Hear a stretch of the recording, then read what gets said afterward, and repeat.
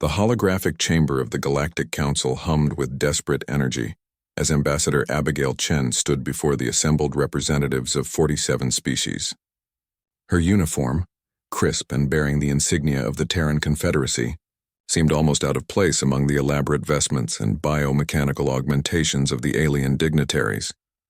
"You have some nerve," Abigail said, her voice echoing through the crystalline chamber, "summoning us after what you did." Council Speaker Vexthor, a towering Krathnian with 6 eyes that blinked in non-synchronous patterns, shifted uncomfortably on his hover throne.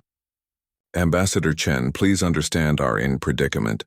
The Void Swarm has consumed 17 systems in the past solar cycle alone. You need humanity," Abigail interrupted, crossing her arms. "The same humanity you called too dangerous and unpredictably violent 50 years ago." Behind her, Captain Walter Reeves remained silent, his hand resting casually on the plasma pistol at his hip. He'd fought in the border wars before the banishment, and his scarred face told stories that words never could. 50 years ago, the Council had issued their decree.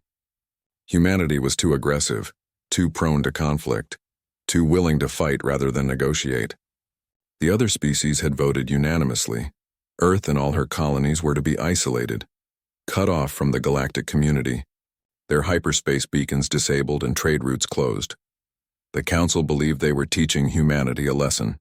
They believed humans would wither without access to advanced alien technology and trade networks. They were wrong. "Do you know what we did when you abandoned us?" Abigail asked, pacing before the Council. "We thrived. We built our own hyperspace drives, better than yours. We colonized 50 systems without your help. We created technologies you can't even comprehend because we had to survive on our own."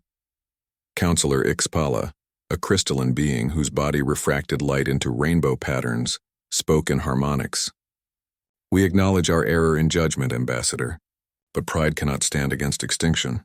The Void Swarm is something you created," Walter finally spoke, his voice rough. "You're geneticists playing God, trying to make the perfect bioweapon. We heard about the project before you kicked us out." The chamber fell silent. Several counselors looked away, their various appendages twitching with what might have been shame. Abigail pulled up a holographic display. "This is what you're facing. The swarm has adapted to every weapon in your arsenal. Plasma weapons. They absorb the energy. Kinetic bombardment? They've evolved armor plating.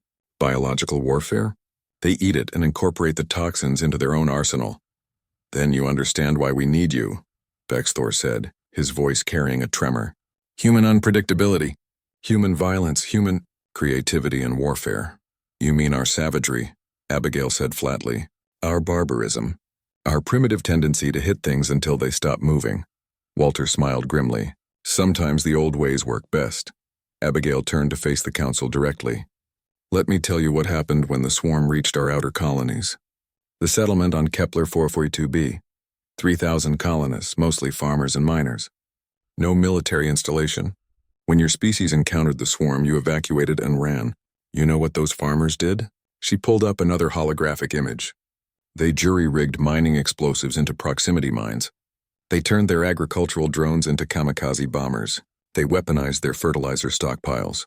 And when the swarm finally breached their defenses, they collapsed the mine shafts and buried 10,000 swarm creatures under a mountain." Walter continued. "The miners who survived evacuated through tunnels they'd carved as escape routes, because humans always plan for the worst. Then they orbitally bombarded their own colony, scorched Earth protocol, nothing left for the swarm to feed on or learn from.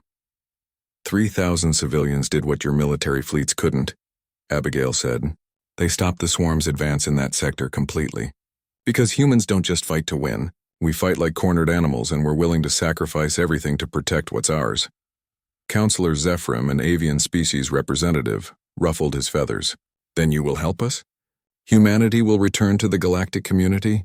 "On our terms," Abigail said firmly. "Full reinstatement with veto power on the Council. Access to all trade routes and technology sharing agreements, and a formal apology broadcast across every civilized world." That's unprecedented," Vexthor stammered. Walter stepped forward. "So is begging the species you exiled to save you from your own mistakes. Take it or leave it. We're doing fine on our own. It was a bluff, but only partially. Humanity did need the galactic community. Trade, cultural exchange, scientific cooperation. But the Council needed humanity more, and everyone in that chamber knew it. There's one more thing, Abigail added. A human will serve as supreme military commander of all joint forces. Not a liaison. Not an advisor, commander. Impossible, several counselors shouted simultaneously. Then good luck with your swarm problem, Abigail said, turning to leave. Walter followed, their boots echoing on the crystalline floor. They'd almost reached the exit when Vex Thor's voice stopped them. Wait, accept your terms. Abigail turned slowly, keeping her expression neutral even as triumph surged through her. All of them?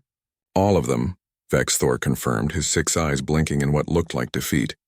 But please, Ambassador Chen, Captain Reeves. Humanity must act quickly. 14 more systems are under siege. Abigail nodded. Our fleets will mobilize within the solar day. But understand this, Council. Humanity didn't learn to be less violent in our exile. We learned to be more efficient at it. We learned to weaponize everything. We learned that sometimes the only language the universe understands is overwhelming force. She pulled up a final holographic display showing the Terran fleet, hundreds of warships bearing designs the Council had never seen, bristling with weapons that combined human ingenuity with 50 years of isolated development. You wanted humanity back because we're good at war, Abigail said. But war isn't just what we're good at. It's what we excel at. It's in our DNA, our history, our evolution. Every species in this council achieved sapience by outthinking their predators. Humans, we achieved sapience by becoming the apex predator of our entire planet. Walter grinned. And now you've unleashed us on the galaxy again. Let's hope you don't regret it. As they left the council chamber, Abigail allowed herself a small smile. The galaxy had banished humanity, tried to isolate them, attempted to teach them humility. Instead, they'd created something far more dangerous, a humanity united, battle-hardened, and absolutely determined to prove they belonged among the stars. The Void Swarm wouldn't know what hit them. And the Galaxy Council had just learned the most important lesson about humanity. Never give humans a grudge and 50 years to prepare. The galaxy had wanted humanity to return. Now they would remember why they'd feared them in the first place. The end.